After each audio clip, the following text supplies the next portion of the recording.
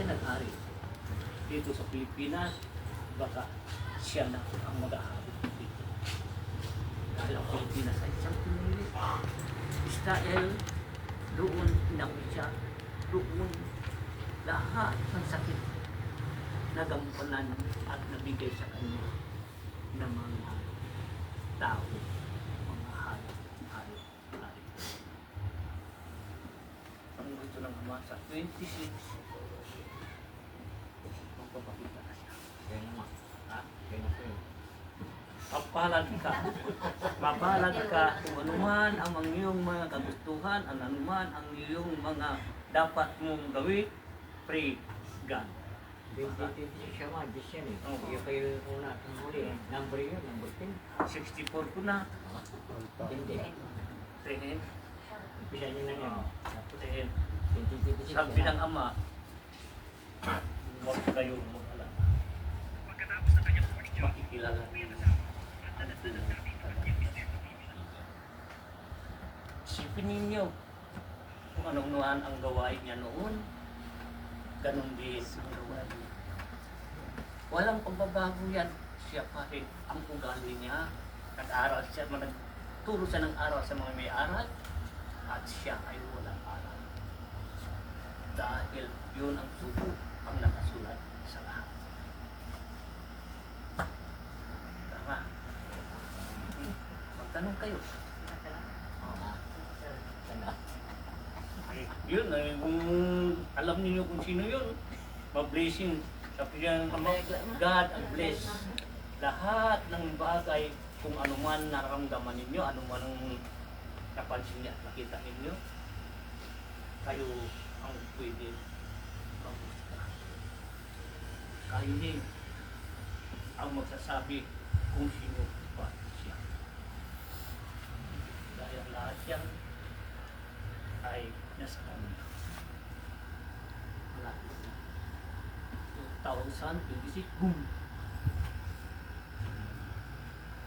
Dahil ang bahay ng bato akong nagawa para sa lahat. Ipon natin mga bato yan. Yan ang mga bato yan. Gagawa ng bahay ng bato. Dito sa lupa. Sinabi ng Ama, dito pababa ang iwanag. Dito pababa ang lulot. Wala na pala. Andito na pala. Ang sabi niya, hintayin natin kung sino.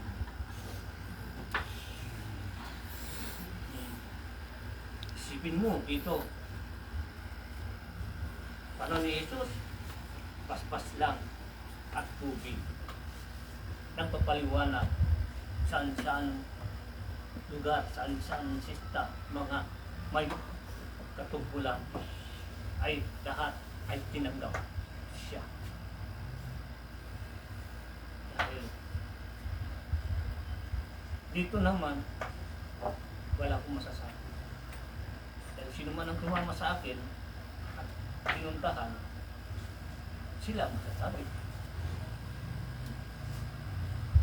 Noon, ito kasama ko, si Mami, lahat mga spiritual, pinuntahan ko yan. Lahat, lumuklok sa kanila, sino ang pinapakilala nila. Kahit sino man ang spiritual, basta kita na kami at papasok na, lumuklok na sa kanya, sino ang pinapakilala niya. Ito. Ang sa akin, yung mga lumuluklok, hindi ang tao. Yung mismo espiritu lumuklok sa tao, sila ang patuto sa akin, hindi ako. Dahil may nawami nung sabi, ako di ganito, ako wala akong kinabi kung hindi ang sasanib sa kanila ng espiritu. Dahil lahat ang bagay sa kanila, lahat ang mga minsay, hindi kanila. Kung sa lahat ang gamit ko, mga pintas, mga sinsing, lahat sinurrender. Mga iba-ibang mga spiritual ang mga totoo. Mga baston, sinusurrender. Hindi lang, minsan 120, minsan ay 90, minsan 80. Nagtataka na ako bakit. Sabi niya sa akin, Master, pwede ko na i-surrender ito ang kagamitan ko. Sabi ko, mas matanda kayo sa akin. Dapat kayo mga master, hindi po. Kami ang nakakaalam sa inyo. Kami ang mga pinili, kami hindi ang mapatuto para sa inyo. Sabi mga may katungkulan, ay sila, may aral. Ako. May aral ba ako? Wala. Ang natungkulan ng pangalan ko, hindi ko alam. Dahil yun ang dinagda. Yung noon, niwala ba kayo na hindi talagang sinabi ko, pagpapa ay wala akong pinag-aralan. Subukan ko rin ang walang aral. Kung hindi ako makalakad, kung wala akong apostolis. Kami, yan. At tala, ang apostolis yan, siya ang aking mga kasama. Sila ang aking patutunguhan, sila ang gagawa ng paraan para makapunta ako siya karugulan. Kita lang, punta kami sa bugal yun. Sabi ko, si Ina, humingi ako dun sa taas. Ano nakita mo sa akin? Para? Ha? Umilaw daw ako. Ang buhok ko hanggang ngayon, hindi ako nagugupit. Ilang years na. Year 2000, hindi na ako nagupit. Dahil yun ang binigay sa akin ng Diyos. Ito ang kwento ng Ama para malaman ninyo dahil sa Kanya lahat ang pinanggalingan itong salita. Nakikita niyo wala akong Biblia. Wala ka sa totoo na ang basa. Magtanong kayo. Kasabi. Sa isang walang aral at kayo ang aral. Sa tungkol sa Diyos, yun ang pinag-usapan natin. Hindi anuman ang pag-usapan. Ang kailangan dahil sa Diyos. Dahil ang Diyos ay siya. Diyos pa rin ang kanya karunungan.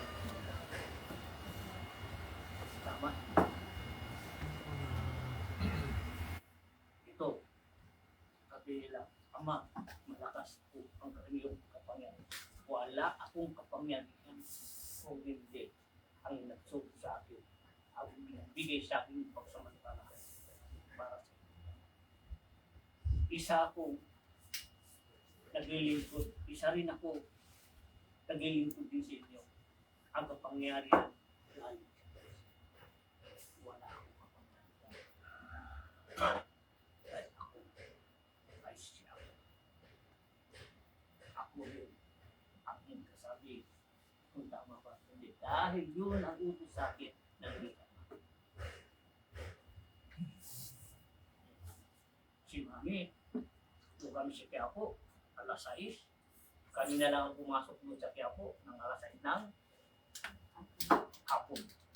Tapos ang misa, ano sabi ng pare mi? Andito na si Jesus, kararating lang. Wala nga pumasok. Bumalik siya doon sa salita. Palapit kami sa mata. Bumalik si Umpani. Nandito na, Jesus, parating na siya. Ito na, pumasok na siya. At malapit na siya. Dahil siya mismo ang pahit na papasok. Sabi niya ngayon na, gugulat ka, tinignan namin sa likod, walang pumasok, kami lang. Nandito na siya. Nagsalita siya. Dahil sa dami ng tao, palabas.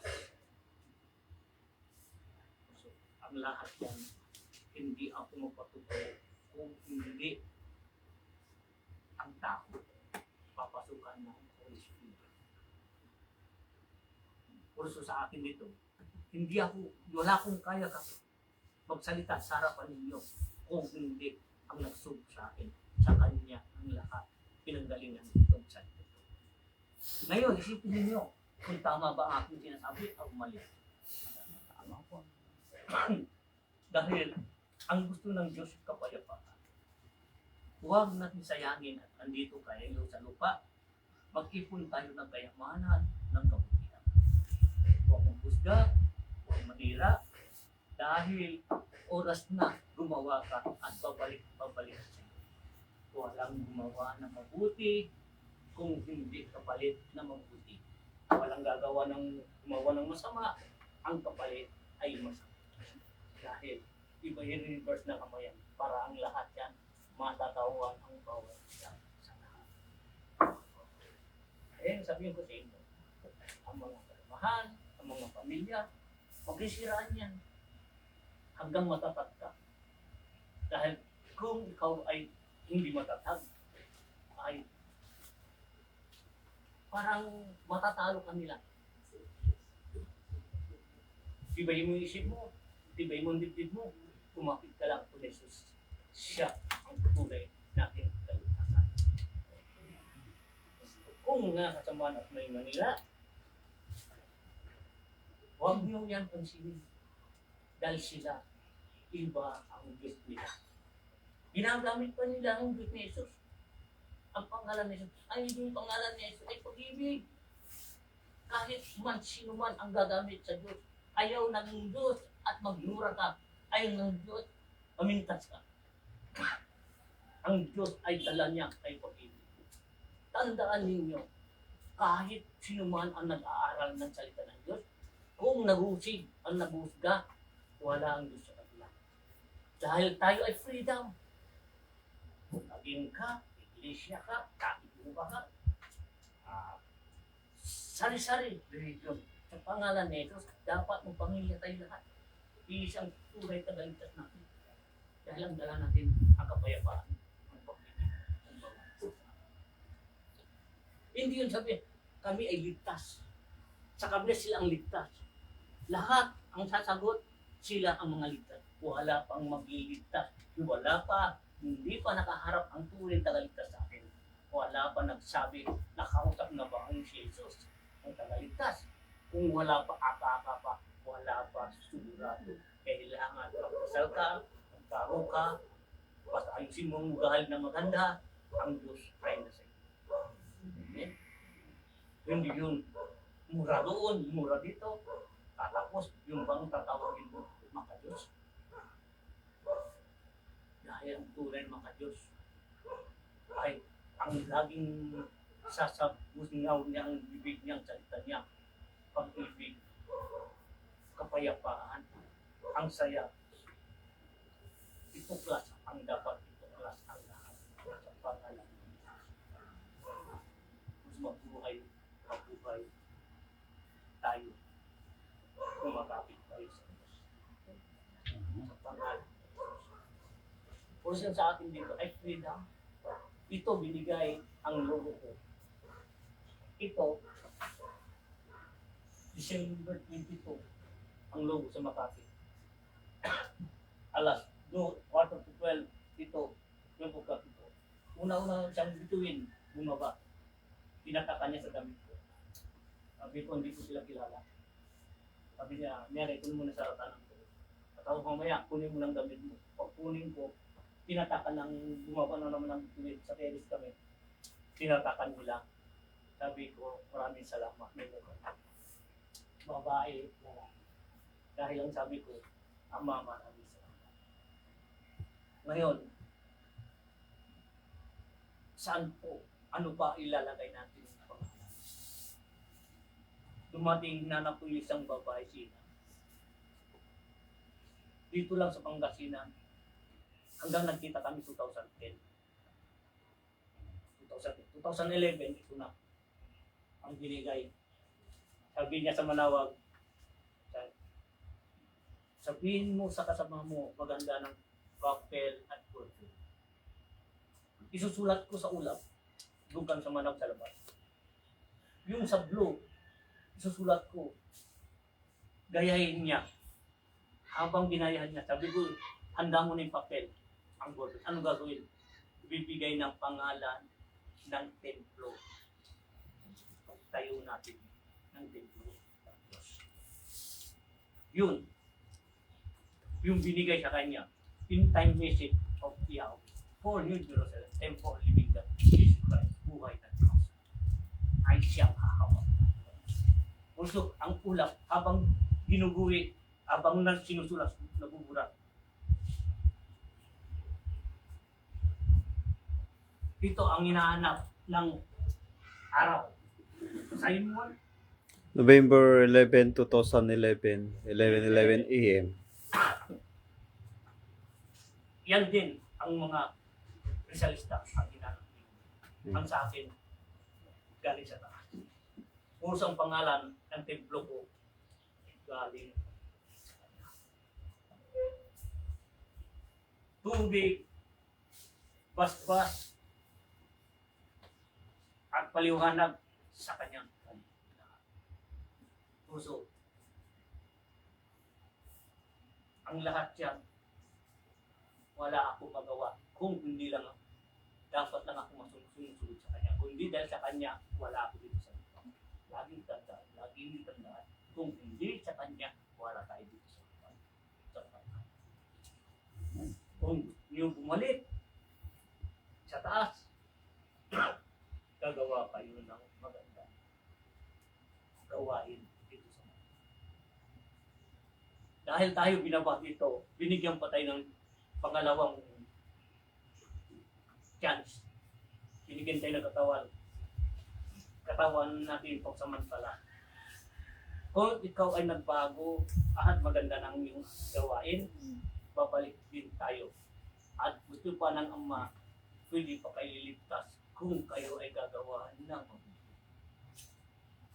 Kailangan natin laging tandaan, may takot dapat tayo sa Diyos.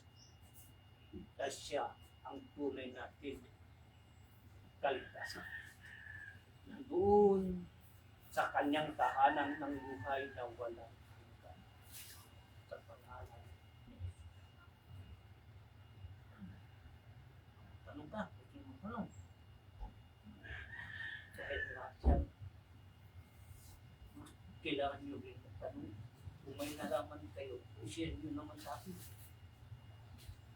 Dahil gusto ko rin malalaman kung anong nalalaman mo para malaman namin din ang bawat sa ating mga gawa. Dito, magdagdag tayo ng karunungan. Hindi ito pansaan, hindi. Kung may alam ka, i-share mo sa amin. Kadagdagan na aming kalaman. Yung may alam kami, i-share ko naman sa iyo para madagdagan din ang inyong kalaman. Ngayon, kung bibilang, pagdating ng oras, pinalakad na tayo ng Diyos, mayroon tayo sandata para sa salita ng Diyos. Por eso kailangan natin ay ilabas natin kung may pinatapos na ilabas. Huwag pera ha, yung pa na, yung ugali ha, yung nalalaman ha. Tama? Kami, tama na. Yun. Mamaya, pagdating ng alas 2, sabi na naman, tamatang pag-alas 3, sabi na naman, ang Holy Spirit, siya, magawa siya.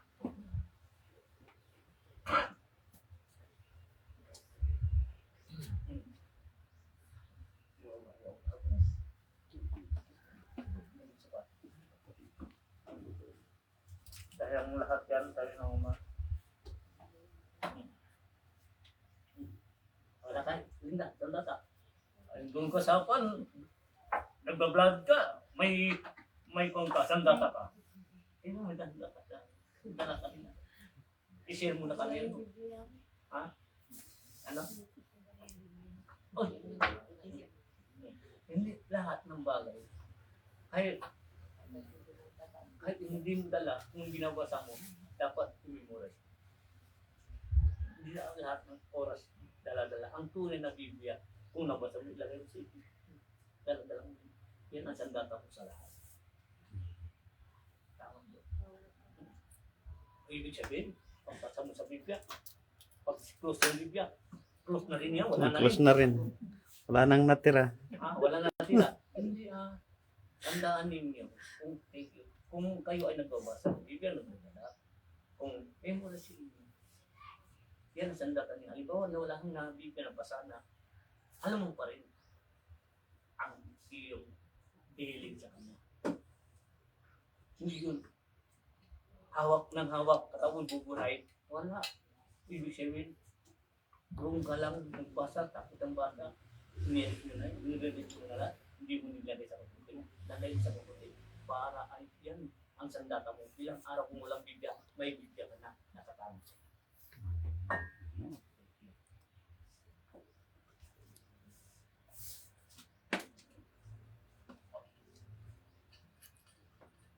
Tama kami. Ano sa tingin mo? Tama hindi? Hindi natin masasabi. Pagdating ng baha, pagdating ng bagyo, lahat. Paano kang hihiling ngayon kung walang Biblia? Pero ang tunay na Biblia, ikaw ang gagawa ng iyong gawain ng Biblia. Ikaw ang gagawa. Kung ano man ang natulot mo sa Biblia at mabuti. Tao mo yun. Yun ang kasalanan mo.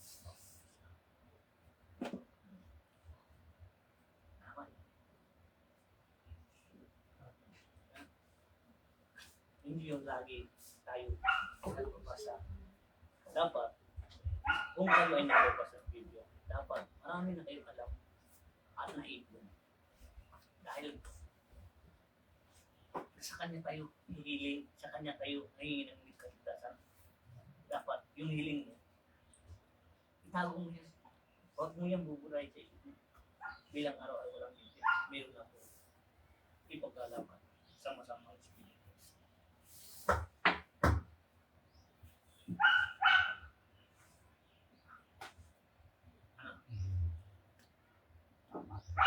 Sa pagkain. Amen. Men.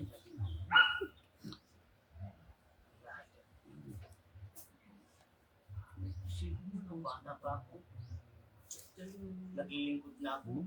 Ngayon, 64 ko na. Ganun pa rin. Dati hindi ako nagsasalita. Wala akong kaalam-alam. Pagkagamutan lang, wala ako. Pasok sa kwarto. Nagpasalamat ako sa Arkala. Doon na tayo nagsimula. Ginising ang kaisipan ko. Sabi niya, Amay din, pwede ba magpatuto ka dito? Magsalita ka dito. 8 million sila, sabi nila. Sabi ko, maraming salamat. Sabi ko, wow, tumayo ang galing ko. Wow, natatakot ako. Sabi ko, pagbalik ko na. At doon na ako magsasalita. Dahil wala akong alam. Pangit ako yan. Basta sa akin, sabi ko, ang salita ko lang, hindi pa ako handa para sa inyong lahat. Bilang pagbalik ko, ay handa na ako ang sasagot. Paglabas natin doon sa kalat, kinulit ko na yung taas. Kinulit ko na, Ama, sinabi ninyo, at sa susunod mong sasalita, lahat ang mga sinasabi sa akin, binubulong sa akin, sa kanya galing yan, di sa akin. Baka mapapahiya ako, Ama. Dahil wala akong alam, wala akong hindi ako bumasa, mulat, nasakong ko sa mga salita ng Biblia. Anak, sabi niya, huwag kang matakot. Lagi mo tandaan, lagi mo akong kasama. Maraming spirito nagagabay sa iyo. Salamat. Hindi ko naman, ulitin ko hanggang sa pagtulog ko, Ama, malapit na yung araw nag-impita sila, may kaarawan sila. 50 or 58 o 10. Ngayon, nag-imbita na. Ako naman, natatakot ako. Anong sasabihin ko? Basta huwag kang matakot. Sige lang, sumugod ka. Yun, sumugod kami. Nagtanong sila, Ama, pwede na kayo magsalita. Biglang nagsalita ang ibig ko. Dirit-dirit na, tuloy-tuloy na. Ang tanong nila, nasagot ko, sabi ko, parang sabi ko sa iyo, huwag kang matakot. Andito ako. Pili. Ginagabayan. Puso dito ako nagsalita. Hindi ka sa akin. Kung hindi ka sa pangalan. Puso huwag kayo baliwalain sa Diyos. Kahit anong bagay, hirap at makakatakot yan. Huwag kayong matakot dahil may taga ligtas tayo. Si Pablo. Siya ay darating na ang oras para siya. Sabi niya yun ha. Darating na ang oras, ang bago para siya. Nandito daw. Nandito siya.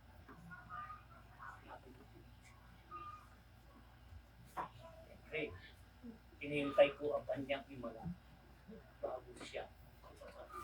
Nandito daw siya. Sinabi niya, nandito siya. Ako naman, gumagaya lang ako. Naharap ako. Susunod lang siya. Pangalan niya, tagaligtas. Ilang oras na ang magliligtas at wala na ginawa. Dahil ang Pilipinas ang liliwan na. Ang Pilipinas at puntahan ng mga sari-saring mga panahon, tao noon at mabuhay muli at papasok na sila sa mga. Dahil sila ang patutulog dito sa Pilipinas. Dahil buong mundo yan, alam nila Pilipinas ang babae ng kapag ang Diyos bumaba. Dahil wala pa siya kagamitan. Pagkat hindi pa siya sinakahudya, huhudya ang natatakta. Sila rin ang hahanap kung nasaan siya. Bumundo. Dahil ang papasok sa kanila ang mga banal na espiritu ang namamatay. Panahon ni Moses, Abraham, lahat papasok na sila sa dahil ang Pilipinas ang maging langit sa langit at lupa, iisa niya. Anong kapangyari sa langit at kapangyari sa lupa, iisa niya. Wala na mapunta. Pilipinas ay pinili na. Wala na. Ang pera natin dito, maging ginto na. Ang lahat ng bagay sa Pilipinas ay ginto na. Wala nang papel. Dahil ang ginto, kahit lahat nasyon ka pumunta at tatanggapin niya. Ang pera ng Pilipinas, punta ka sa iba, hindi niya tatanggapin. Also, kung kayo ay maging tapat sa Kanya, bukal tanggap mo siya. Ginto ang puso mo, ginto rin ang lalapit sa iyo. Ang Diyos ay tunay na ginto sa iyo.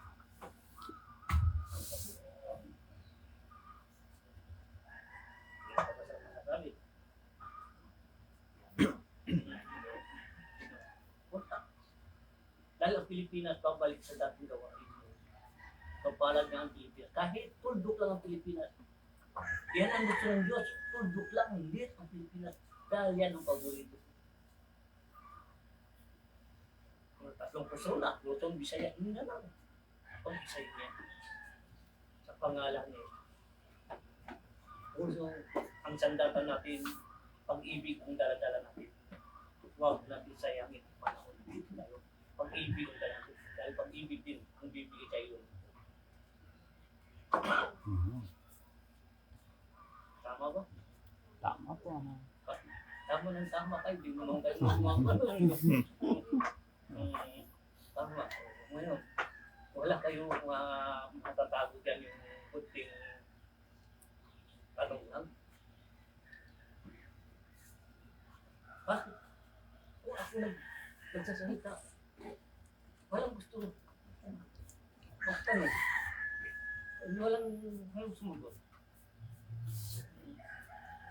Dahil mas masaya yung Diyos kung tayo ay pag-usapan natin tungkol sa Diyos, pag-ibig. Also, ang kailangan natin ay magkakaisa.